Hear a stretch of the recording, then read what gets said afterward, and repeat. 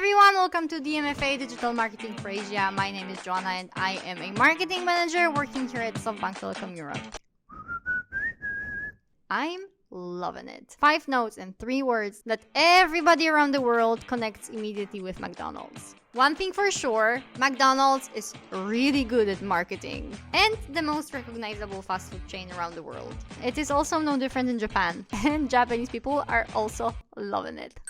In today's video, we will talk about McDonald's humble beginnings and its road to success in Japan. But before we go, please don't forget to subscribe to our DMFA channel and comment down below what is your favorite item on McDonald's menu. I think my favorite is... I haven't been to McDonald's for quite some time now, but I remember... wow, double cheeseburger, medium fries. Just thinking about it makes me hungry. Are you ready? Let's go! Let's talk about some background first. We all know McDonald's, red and yellow colors, the golden arches that are so inviting. We all know the taste of the burgers and fries and shakes. I will not be talking about the McDonald's history like from the very beginning. Let me just say quickly that the first one opened in the US back in 1955. 1955, that's crazy. And Japan was their 7th international location. The first McDonald's restaurant in Japan opened on July 20th. 1971 in Ginza. Ginza district is this quite posh, fancy area, so I think that's quite unusual, or maybe that's a very good strategy.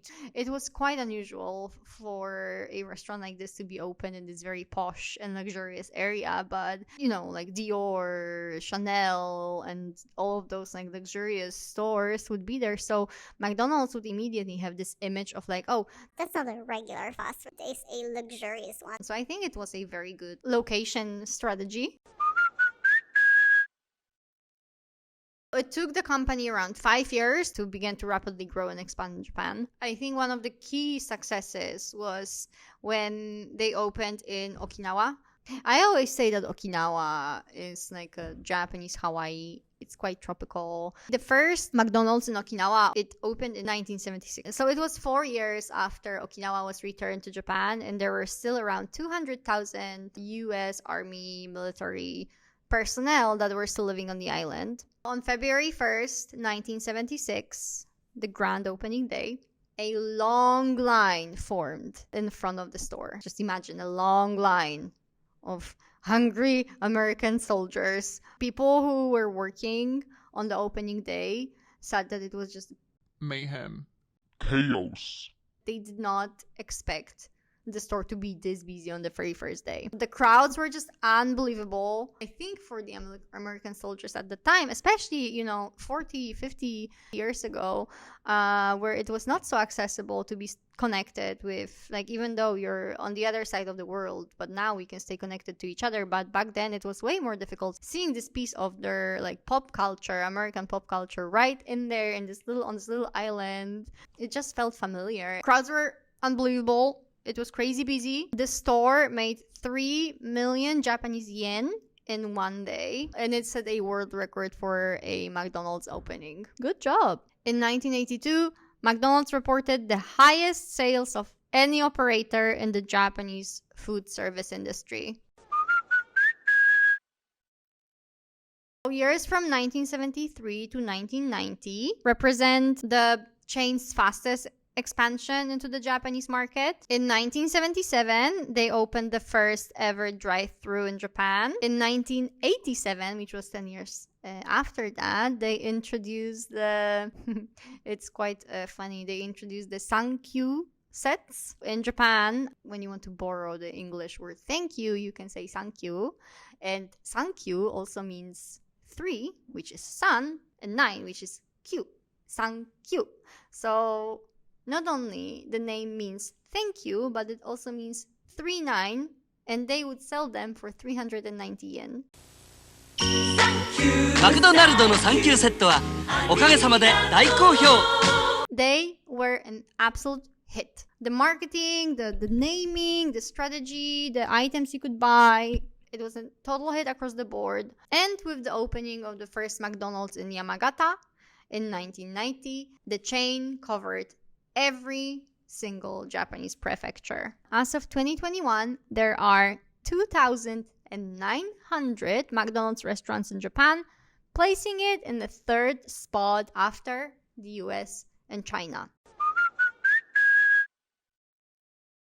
Let's talk about McDonald's marketing strategy because it is very interesting, and I have to say that I am a big fan of McDonald's marketing in general.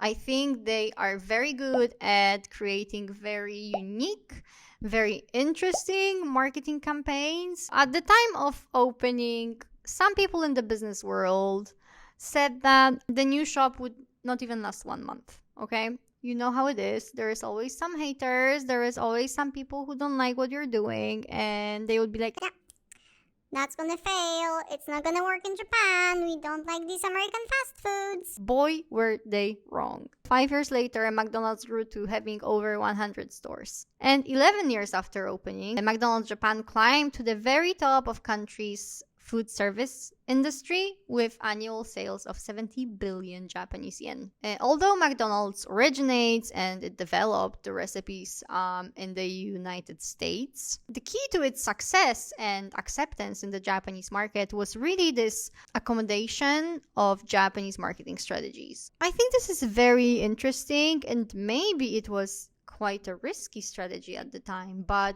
McDonald's decided to, not to go with their original naming. I mean, obviously, it's still McDonald's.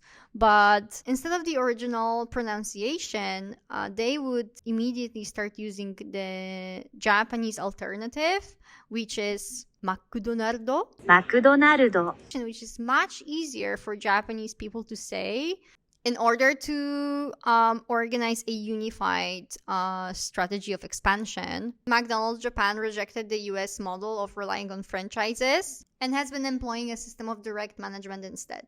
It also launched a number of Japanese-style products, such as a teriyaki McBurger or Sakura McFizz, that have become very popular. Another key factor to McDonald's acceptance among the Japanese consumers is attention to detail and customer service. The manuals had 25 chapters and covered everything from methods of preparation to quality control, all the way to dealing with the customers. If these manuals were compiled to a book, it would be 450 pages thick. To give you an example, there is a very detailed description on how to cook a perfect burger. The manual calls for the bottom of the double-sided hamburger grill to be set to 177 degrees Celsius and the top to 218 degrees Celsius, with the patty being cooked for at least 38 seconds. As for the buns, the top is to be 16 millimeters thick and the bottom is 13 millimeters. However, when the Japanese economy bubble popped and deflation set in, the McDonald's success started to falter. McDonald's was trying to come up with strategies to go back on track. So in 2000s, they released a special campaign where they were selling half-priced meals on weekdays. This brought a new crowd of customers, being professional men, salarymen, who were trying to get by with smaller food allowances and, just survive the tough times of recession. And this was actually the beginning of the collapse of the restaurant prices. At first, McDonald's was celebrated as the winner from the deflationary spiral. But just 2 years later, in 2002, they had to pull the plug on the half-priced sets in order to increase the average spend per customer, which had really dropped during the time of the promotion. And let me tell you, this sparked some backlash among the customers. Okay, so in 2000, they released the half-priced set menus, and then 2 years later, they had to bring the prices up. But it was just the beginning of McDonald's scandals. Yes, there is more scandals that we have to talk about. From 2005 The restaurants could be characterized with one word: messy. trays of unfinished food were left all around, and there was trash under the tables, and it was just not nice. The QSC values, QSC stands for quality, service, and cleanliness, that were set up at the very beginning were definitely not followed. In 2014, there was the expired chicken scandal. It was revealed that the Chinese trader that was supplying McDonald's with meat for the chicken McNuggets has been altering the expiry dates. Yikes. McDonald's tried to, save their face and released a statement saying that they have been tricked by its supplier, but it really just put more oil to the fire and further tarnished the company's reputation. However, McDonald's Japan managed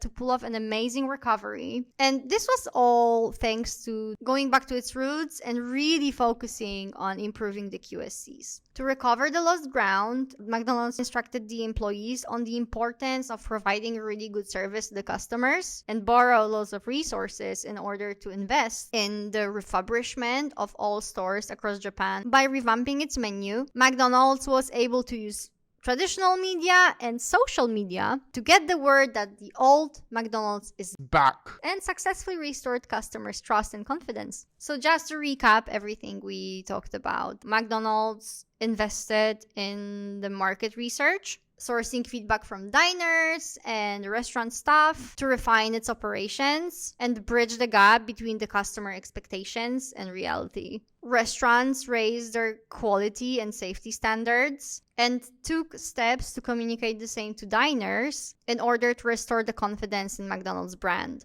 The company also adapted its menu to fit to the local taste buds and preferences and budgets. McDonald's also launched a digital marketing campaign, including a very successful promotion based on the Pokemon Go game, and modernized its restaurants with digital technologies to attract the tech-savvy Japanese consumers.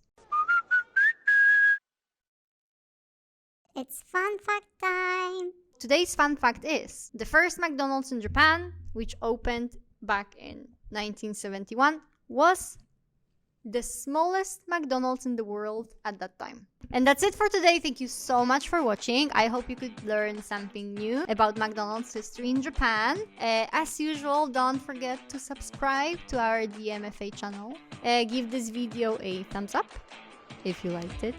And click on the notification bell.